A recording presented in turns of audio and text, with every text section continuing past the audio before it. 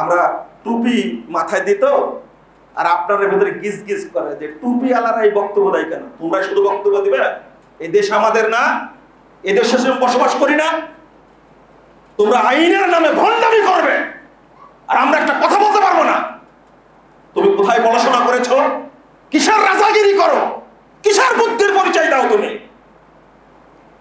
মুসলিম সংখ্যাগরিষ্ঠ দেশে ইসলাম বাদ দেয়া ভণ্ডতন্ত্র নিয়ে এসে মানুষের উপরে ছেড়ে ঘোরাও। তোমার লজ্জা করে না? শরম করে না? কিসের রাজনীতি করো বেহায়া কোথাকার? এদেশের মুসলমানদের মানসিকতার দাম নাই, শরম নাই? মানুষের ম্যান্ডেট নিয়ে তুমি বদমাশি করো।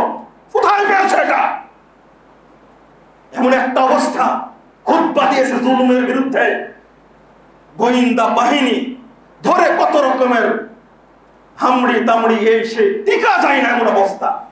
লিখেছি বইয়ের মধ্যে, শুধু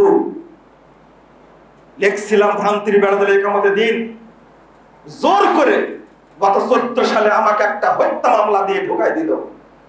আজকে প্রায় 10 বছর 11 বছর হতে যাচ্ছে। ওই হত্যা মামলা প্রতি মাসে আমাকে হাজিরা দিতে হয়, কোনো চার্জশিট হয়নি। এটা আইন? আমার জীবনের দাম নাই? কেন আমার উপরে মামলা করা হলো? আমি হত্যা করতে গেছিলাম? আইন কাকে শিখাও? জুলুম যার উপরে হবে মনে রাখবেন, কাফেরও যদি হয় আল্লাহ তাকে ছাড় দিবেন না। কঠিন জিনিস জুলুম। কিন্তু কেন আমার উপরে হত্যা মামলা 10 বছর যাবত ঘুরছে, বিভিন্ন জায়গায় ঘুরে ঘুরে চার্জশিটটা দেন, দিলে আমি মুক্তি পেয়ে যাই না? বিচার শুরু হোক প্রয়োজনে। কি বিচার করে দেখি? এটা কি? শুধু এটা?